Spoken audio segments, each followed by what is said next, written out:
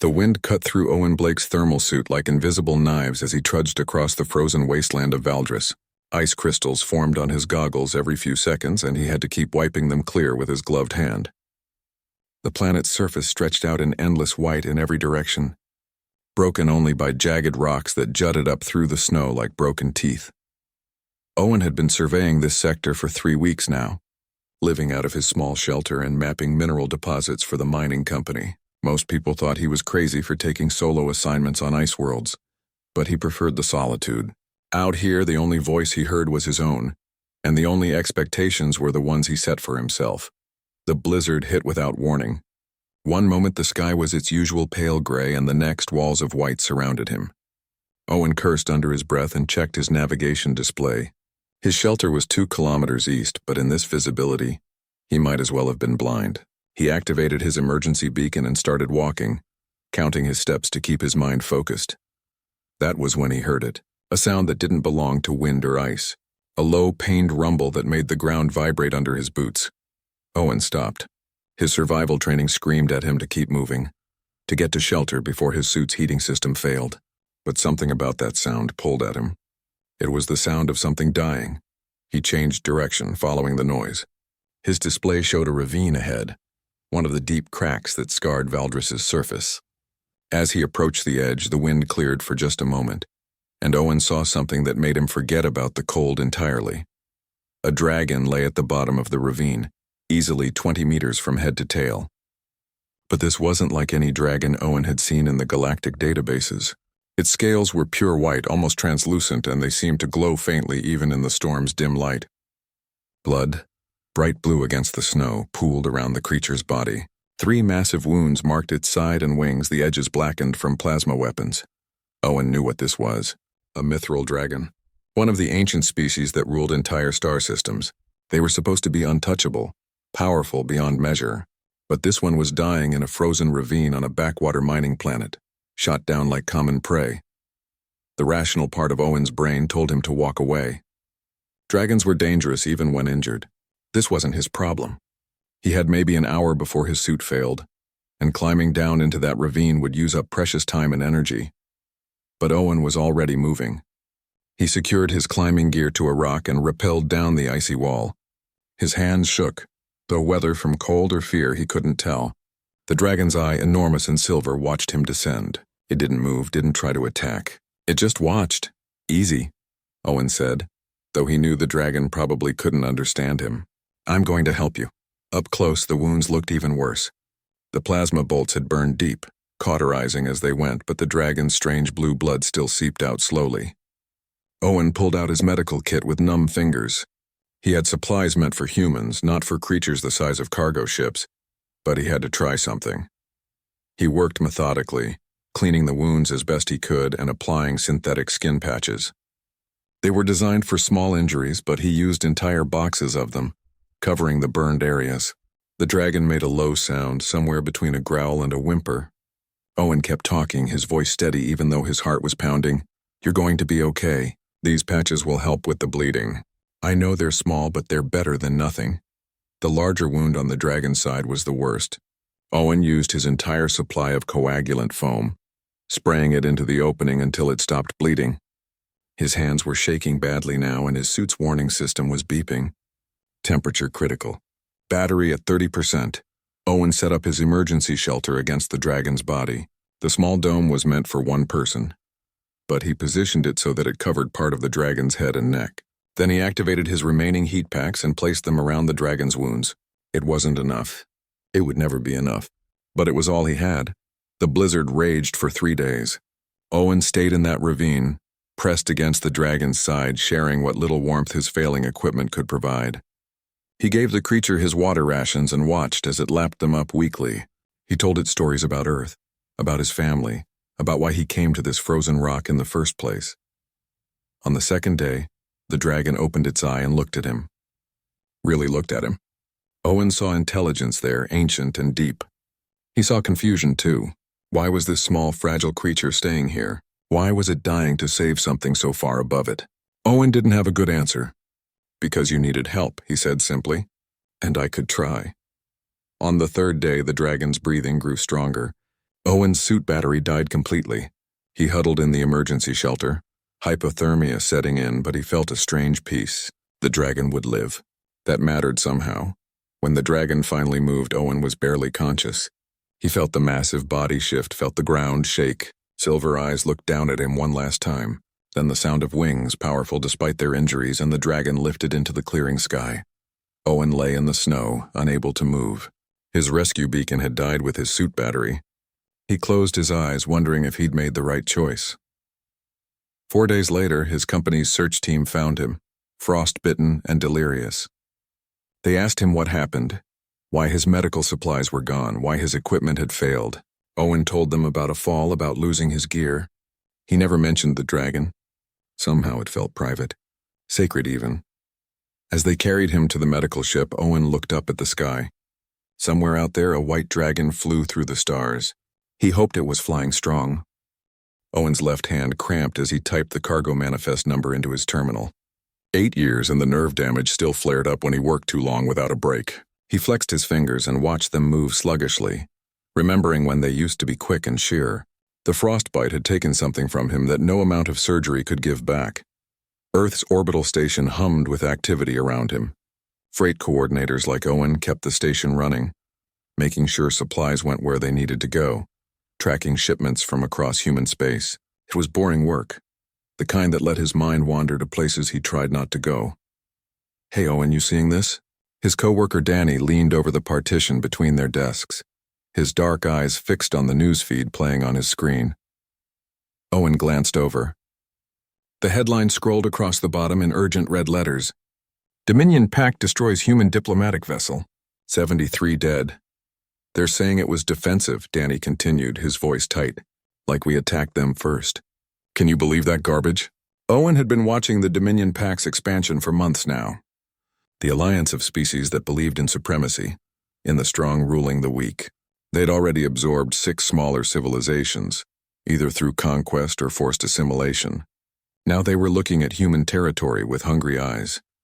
"My brother says the military is preparing for war," Owen said quietly. His younger brother Rick was a pilot in Earth's defense fleet, one of the best. "He thinks they'll hit our outer colonies first. Test our response time." Danny shook his head and went back to his work. Owen tried to focus on his screen, but the numbers blurred together. He thought about Valdris, about ice and blood and silver eyes. Did that dragon ever think about him? Did it even remember? Probably not. 8 years was nothing to species that lived for millennia. His terminal chimed with an incoming message. Owen almost ignored it, thinking it was another shipping update, but something made him look. The sender line was blank. No name, no designation, just a string of numbers he didn't recognize. He opened it. Inside were coordinates, a location in deep space near the edge of charted territory, and below the coordinates, a single symbol in a language that made Owen's breath catch. He'd seen that script once before, in the Galactic database when he'd searched for information about mithril dragons after his rescue. Owen ran the symbol through a translation program. The result came back as a single word. "Come." His hand hovered over the delete button. This had to be a mistake, or maybe some kind of scam. Random messages with mysterious coordinates didn't lead anywhere good, but his finger moved to the save icon instead.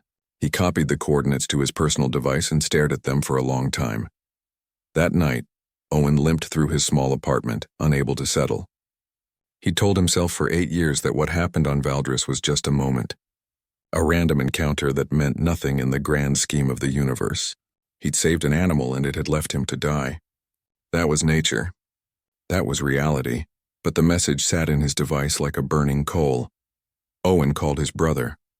Rick answered on the second ring, his face appearing on the small screen. He was on his ship, judging by the gray walls behind him. "Owen, bad time. We're running drills. Are we really going to war?" Owen asked. Rick's expression hardened. "Looks like it. Dominion ships have been spotted in 3 of our outer systems. They're not responding to hails. Command thinks we've got maybe 3 months before they make a real move. What are our chances? Honestly? Not great. They've got numbers and firepower. We've got guts and desperation." Rick tried to smile. But hey, humans are good at impossible odds, right? After they disconnected, Owen sat in the dark and thought about impossibility. About a human trying to save a dragon with a medical kit meant for small injuries. about staying in a frozen ravine when every instinct screamed to run, about choices that made no logical sense but felt necessary anyway. He requested leave the next day. His supervisor approved it without question. Owen Blake was reliable, never took time off, always finished his work. 2 weeks wouldn't hurt anything. Booking passage to the coordinates was harder. The location was in neutral space, far from regular shipping lanes. Owen had to find a freighter captain willing to make a detour for enough credits. It took most of his savings, but the captain, a grizzled woman named Torres, agreed. "That strange space you're heading to," Torres said as Owen boarded her ship. "Nothing out there but dust and radiation." "I'm meeting someone," Owen replied. "Must be quite someone to go all that way." Owen thought about Silver Eyes watching him from the snow.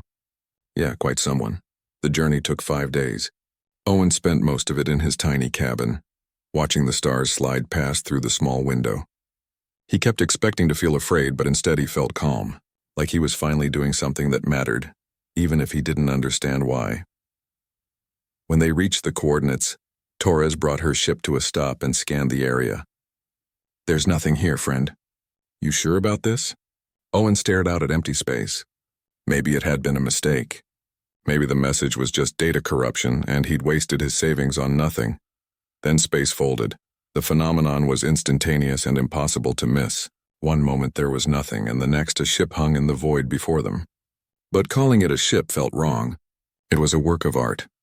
A dragon rendered in metal and crystal, easily 10 times the size of Torres's freighter. White scales covered its surface, each one gleaming with internal light. Torres swore in 3 languages. "That's a Myithil warship. What in the hell did you get me into?" "Something I started 8 years ago," Owen said softly. A communication channel opened. A voice spoke in perfect English, feminine and ancient. "Owen Blake, you came. Please transport over when ready." Torres looked at Owen like he'd grown a second head. "You know them?" "I saved one of them once. On Valdris." "I think she remembers." "She?" Torres shook her head. "Well, don't keep a dragon waiting. I'll be here when you get back." "If you get back." Owen moved to the transport pad, his bad leg aching from the ship's cold floors. As the beam activated, he thought about all the reasons this was insane. About how he should be back on the station, safe and bored, living his small, quiet life. But someone had called him across the stars. And 8 years ago, he'd learned that sometimes the right choice was the one that made no sense at all. The transport beam took him, and Owen Blake stepped onto a dragon warship to finally get his answers. The transport beam released Owen onto a floor that looked like polished pearl. He stumbled slightly, his bad leg nearly giving out, and caught himself against a wall that thrummed with energy under his palm. Everything around him seemed alive, the ship itself breathing like a living thing. Owen stood in a corridor that curved gently upward, its walls decorated with patterns that hurt to look at directly. They shifted and changed, telling stories in a visual language he couldn't begin to understand. Lights moved through the floor beneath his feet like schools of fish made from starlight. "This way, Owen Blake." He turned toward the voice. A woman stood at the end of the corridor, tall and impossibly graceful. Her skin had a faint pearlescent quality, and her hair fell in silver waves past her shoulders. But it was her eyes that made Owen's breath catch. Silver, ancient and unmistakably familiar. "Silven," he said, the name coming to him without knowing how he knew it. She smiled, and it transformed her face. "You remember, or perhaps you simply know. Come, we have much to discuss." Owen followed her through the ship, trying not to stare at everything around him. They passed other Myithil in their humanoid forms, each one pausing to watch him with curious eyes. He felt like a child in a palace of giants, out of place and small. Silven led him to a chamber with walls of transparent crystal. Beyond them, stars stretched into infinity. She gestured to a seat that formed itself from the floor, adjusting to Owen's body as he sat.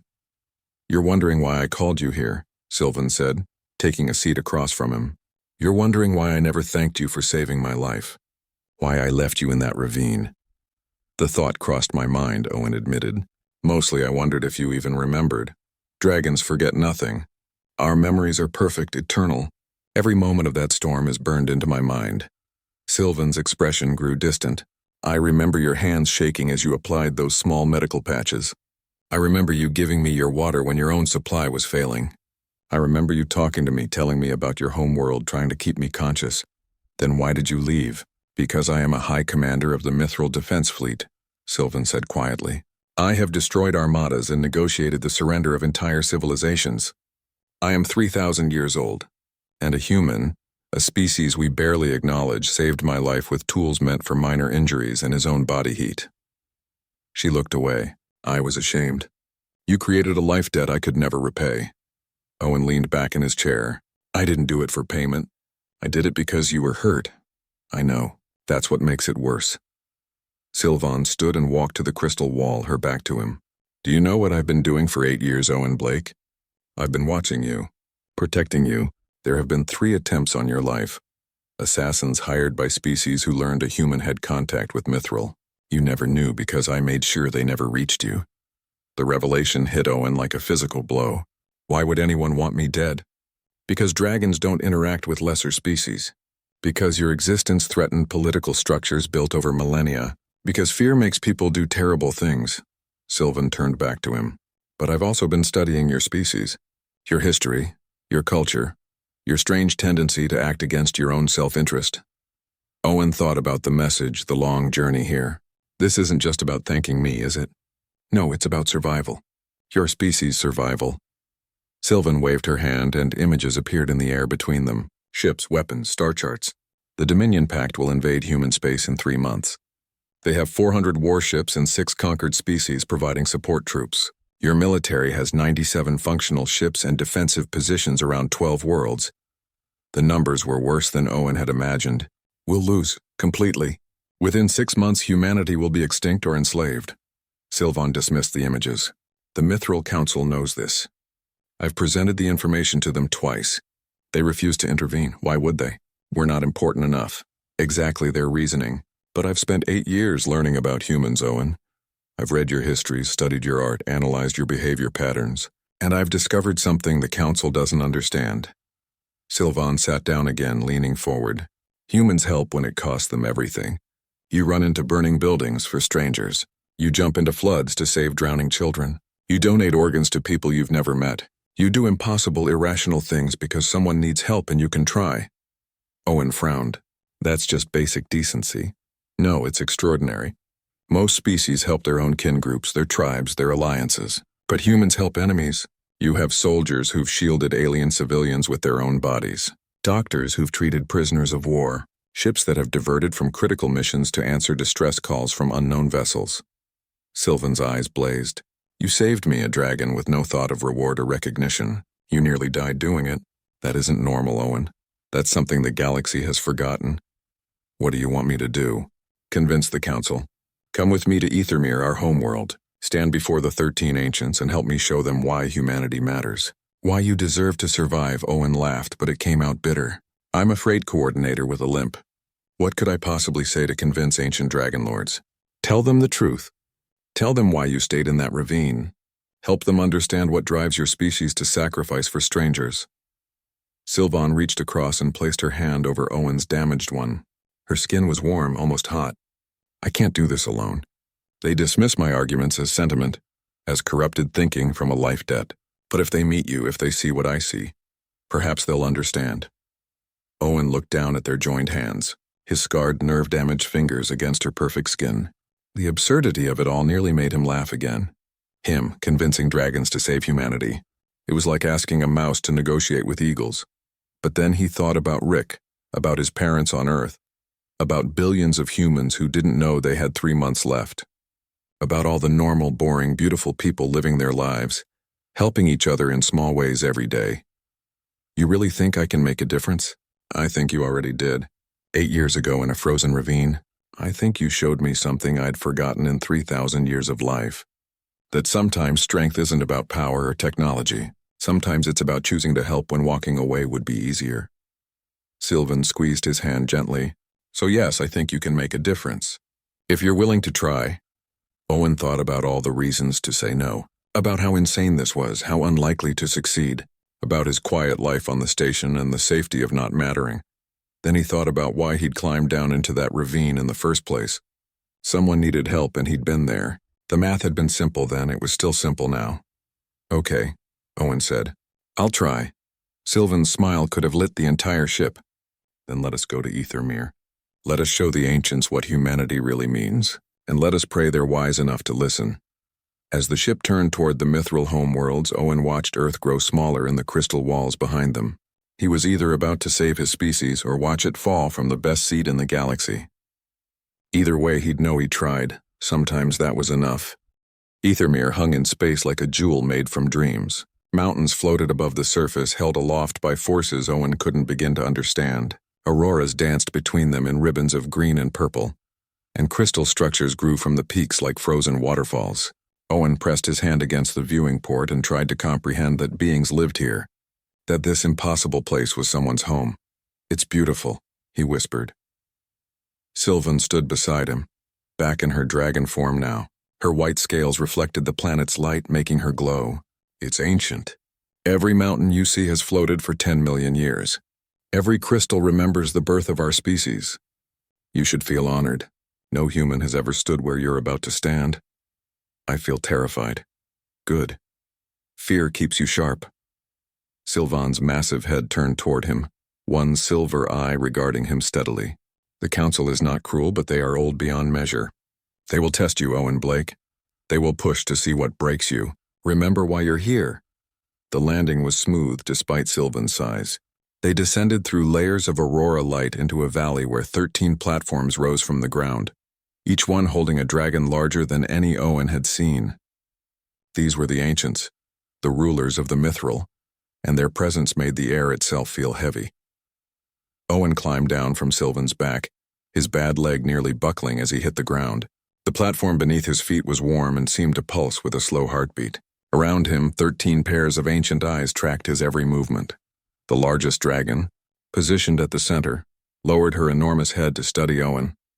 Her scales were gold touched with green, and her eyes held depths that made him feel like an insect under glass. "This is the human?" Her voice resonated in Owen's chest like thunder felt from inside. "This small damaged creature is what you bring before us, Silvan. This is Owen Blake, Grandmother Oren, the human who saved my life." Silven's voice was respectful but firm. "The one whose species faces extinction." Another ancient, this one covered in blue-black scales, laughed. The sound was not kind. "We know of the Dominion threat. We know humanity cannot stand against it. We also know humanity is young, aggressive, and territorially expansive. Perhaps the galaxy is better with one less warlike species." Owen felt anger flare in his chest but forced it down. Getting defensive wouldn't help. He looked up at the blue-black dragon and spoke clearly. "We're not perfect. No species is. But we're trying to do better." "Trying," Grandmother Oren repeated. "An interesting word. The galaxy doesn't reward effort, small one. It rewards strength, strategy, survival. What does humanity offer that makes you worth saving?" This was it, the moment Silvan had brought him here for. Owen took a breath and decided to tell the simple truth, the same way he'd told it to Silven. "I was mapping minerals on Valdris when I found Silven dying in a ravine. She'd been shot by poachers, left to bleed out on a frozen world. My shelter was 2 kilometers away and a blizzard was coming. My suit battery was already low. The smart choice, the survival choice, was to keep walking. The ancients listened in silence, but I heard her in pain. And I had medical supplies. I had emergency heat packs. I had water." Owen spread his hands. "The math was easy. Someone needed help and I had the tools to try. So I climbed down into that ravine and used everything I had. I stayed with her for 3 days until she could fly again. And nearly died doing so," Grandmother Oren observed. "Your species calls this heroic. We call it foolish. You gained nothing from this act. I gained knowing I tried. That's not nothing." A red dragon to the left spoke, her voice curious rather than dismissive. "But why?" Silvan was a stranger. "A being far above you in power and status. By all logic, her life was worth more than yours. Yet you risked yourself for her. Explain this paradox." Owen thought about how to put it into words these ancient beings would understand. Because seeing someone suffer and doing nothing hurts more than trying and failing. We're built that way. It's in our nature. "Sentiment," the blue-black dragon scoffed. "Emotion over logic. This is why your species is weak." "Maybe," Owen admitted. "But it's also why we're still here. Humans have survived ice ages and plagues and wars that should have ended us. We survive because we help each other. Because we carry the wounded even when it slows us down. Because we share food even when it means we have less. That's not weakness. That's how we've made it this far. Grandmother Oren was quiet for a long moment. Then she lifted her head and spoke words that stopped Owen's heart. You speak well, Owen Blake, but words are wind. We shall test the truth of them. Here is your choice, and you must choose now in this moment. We have the power to save one species from the Dominion. Only one. We will save humanity. Your own people, your family and friends.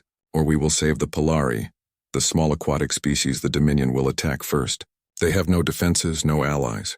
They will be extinct within days of the invasion. Choose now. Your species or theirs. Prove your words mean something.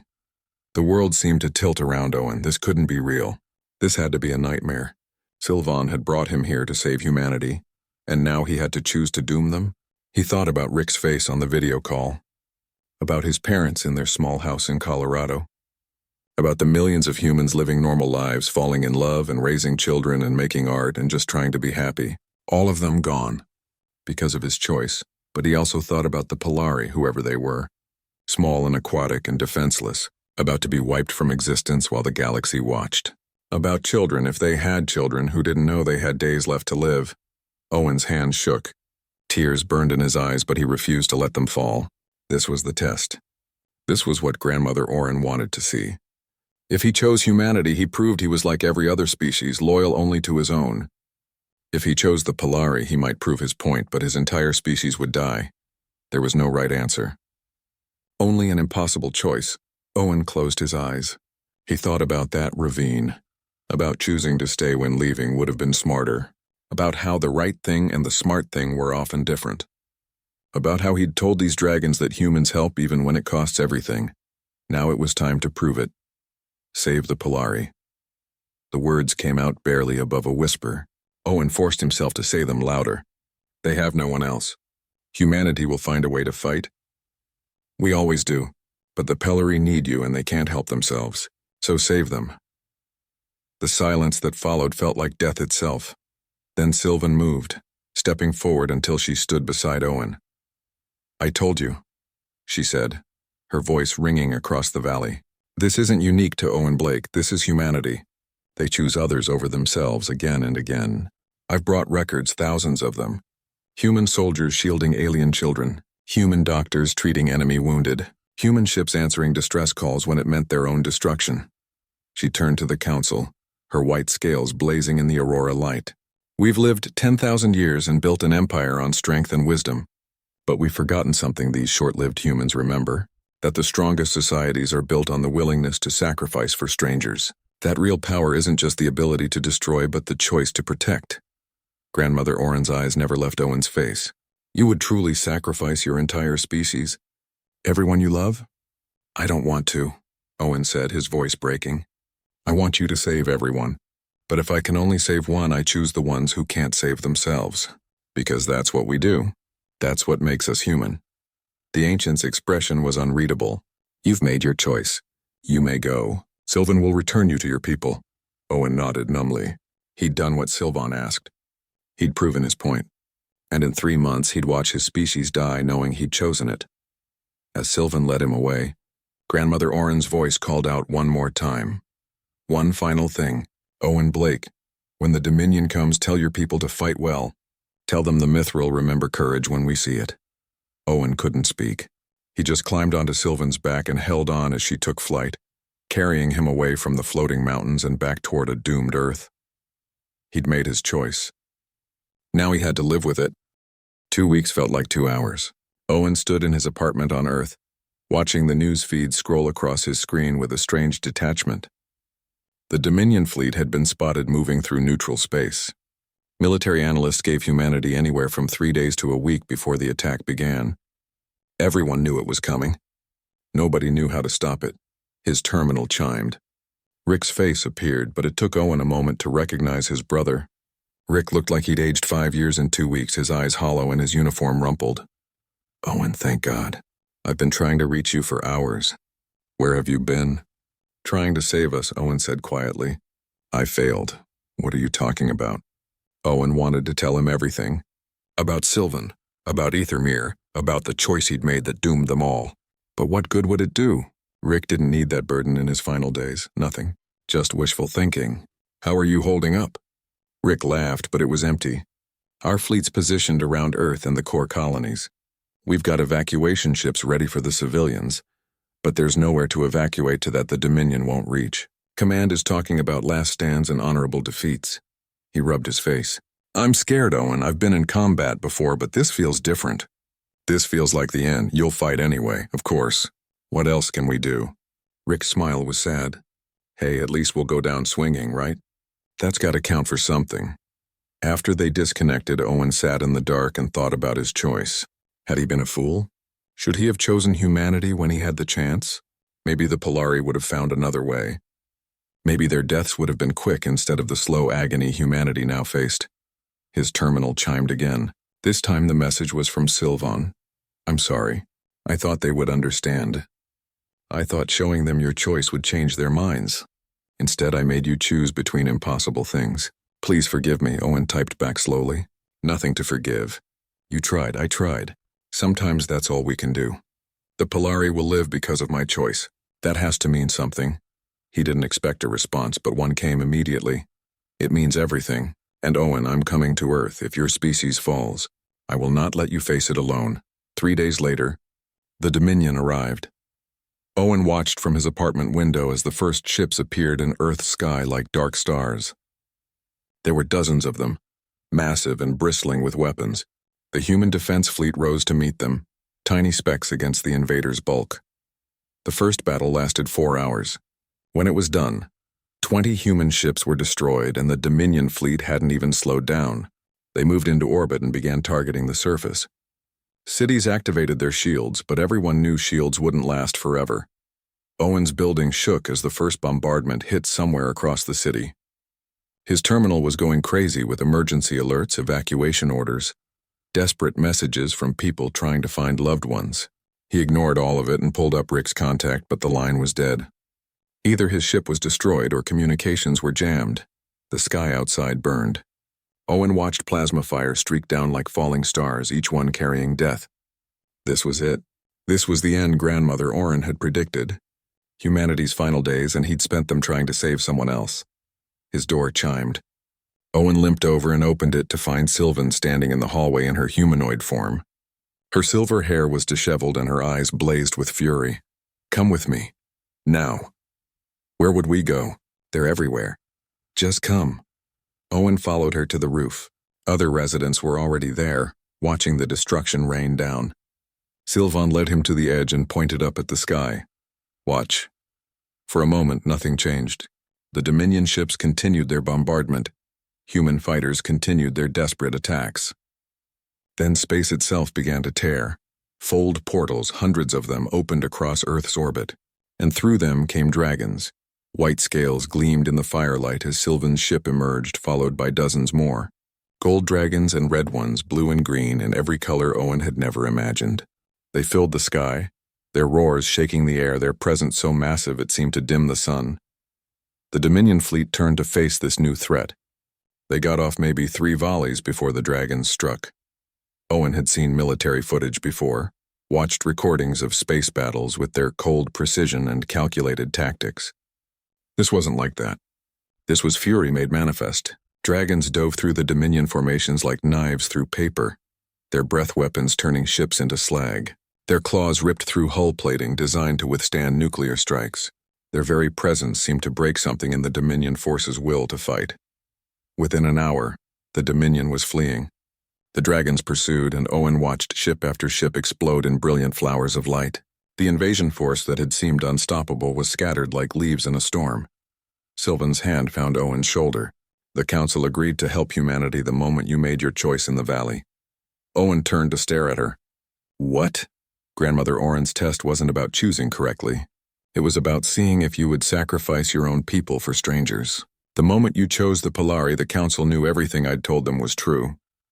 Silven's smile was gentle. They saved the Polari too, Owen. Your choice meant no one had to die. Owen's legs gave out. He sat down hard on the roof, his mind unable to process what he was hearing. You mean I didn't doom humanity? You saved them. By being willing to let them die for others, you proved they deserved to live. Silven knelt beside him. The Myithil have existed for 10 million years.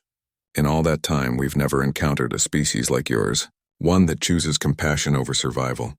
That was worth saving. That was worth going to war for. Around them, other people on the roof were cheering as the last Dominion ships fled. Owen watched dragons wheel through the sky in victory, their scales catching the light, their power undeniable. And at the center of the formation, he saw Grandmother Orin herself, golden and massive, leading her people in defense of a species they'd never truly noticed before. Owen's terminal chimed. Rick's face appeared, bruised and grinning. "Owen, are you seeing this? The dragons came. They actually came. We're saved." "I know," Owen said, his voice thick. "I'm watching. There are reports coming in from all the outer colonies. The Dominion's retreating everywhere. They're saying the war's over before it really started. We won, Owen. Somehow we actually won." After Rick disconnected, Owen looked up at Silven. "Why did Grandmother Orin tell me to fight well? Why did she make me think I'd failed?" "Because the choice had to be real. If you'd known we would save both species, the test would have been meaningless. You had to believe you were sacrificing everything." Silven helped him stand. "I'm sorry for the pain it caused. But now you know what your species is truly capable of, and so does the entire galaxy." More dragon ships were arriving, forming a defensive perimeter around Earth. Owen could see them through his tears, a fleet of ancient protectors surrounding a world of short-lived beings who'd proven themselves worth protecting. "What happens now?" Owen asked. "Now we rebuild. We form alliances. We show the galaxy what happens when the oldest species partners with the most compassionate one." Silven's silver eyes gleamed. "And we make sure the Dominion never threatens anyone again." Owen thought about the ravine on Valdris, about the choice to climb down when climbing away would have been smarter, about all the impossible choices that had led to this moment, about how sometimes the right thing and the smart thing were different, and how doing the right thing anyway could change everything. "My brother's alive," he said, fresh tears coming. "My parents are safe.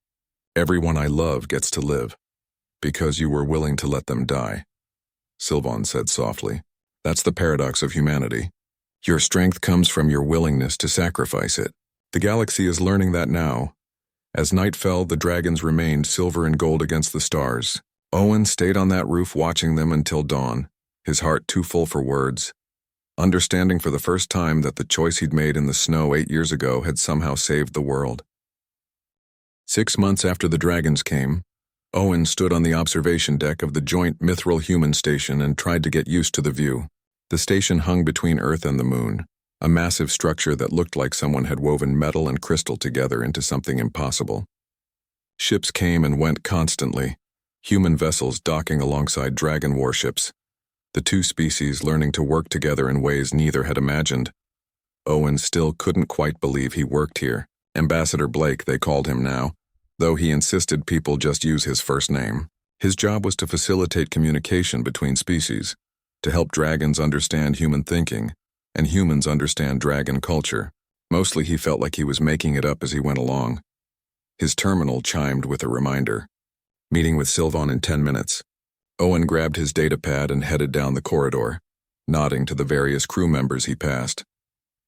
Humans and Myithil shared the halls now, though the dragons mostly stayed in their humanoid forms to fit through doors, designed for smaller beings. Silven's office overlooked the construction bay where teams worked on new ship designs that combined human adaptability with dragon power. She stood at the window when Owen entered, her silver hair catching the light from Earth below. "You're limping more today," she observed without turning around. "Old injury. Acts up when I work too long." Owen settled into a chair that adjusted to his body. "You wanted to see me?" "I wanted to tell you something before the official announcement." Silven turned to face him. "The Council has decided humanity will serve a new role in the galaxy. You're to be conscience keepers." That sounds ominous. It's an honor. When other species face difficult moral choices, they'll be asked to consult with humans, not as warriors or strategists, but as the species that understands the weight of choosing compassion even when it costs everything. Silven sat across from him. "You'll essentially be the galaxy's moral compass." Owen thought about that for a moment. "That's a lot of pressure. You've already proven you can handle it.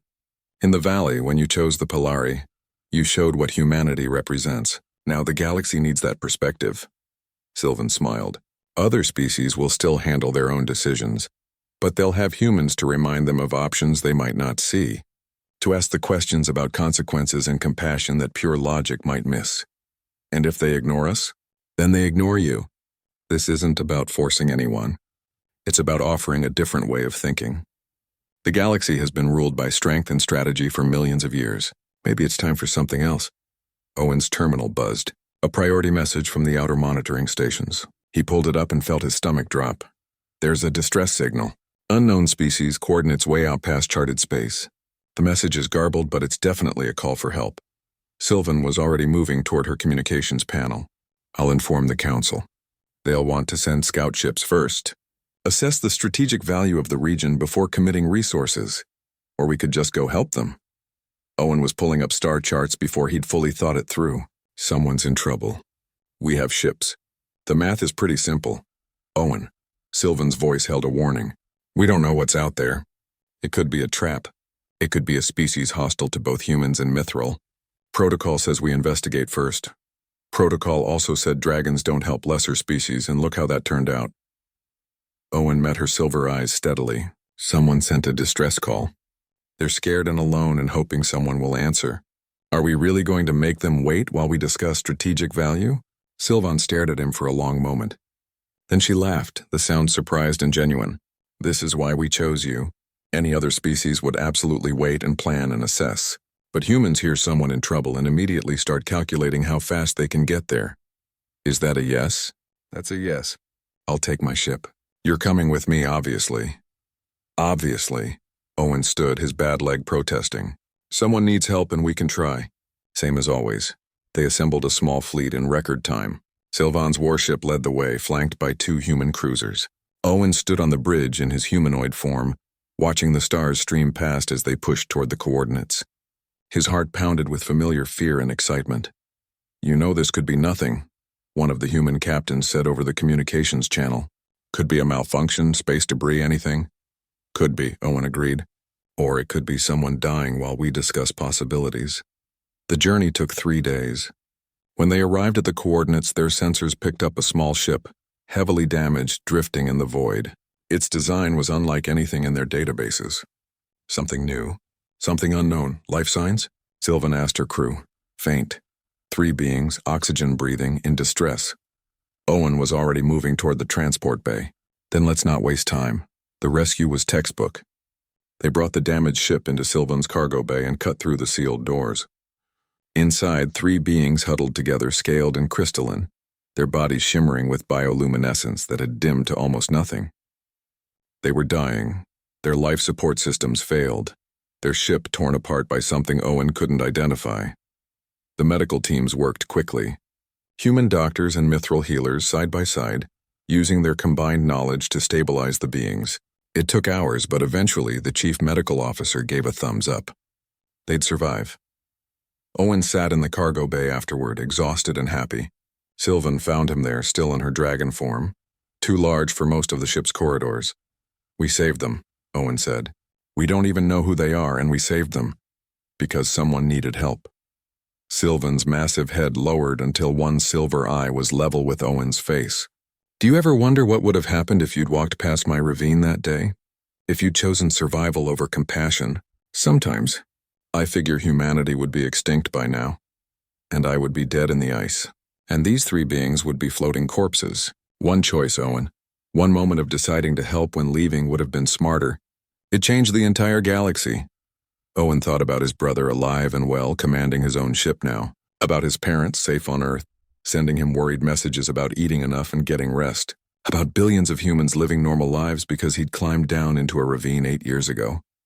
I used to think I wasn't special, Owen said quietly. Just a guy doing what felt right. But maybe that is special. Maybe choosing to help is always special even when it seems ordinary. Especially when it seems ordinary. Silvan shifted, her scales rustling. The Myithil have power beyond measure. We can destroy stars and reshape worlds. But we forgot how to do what you do.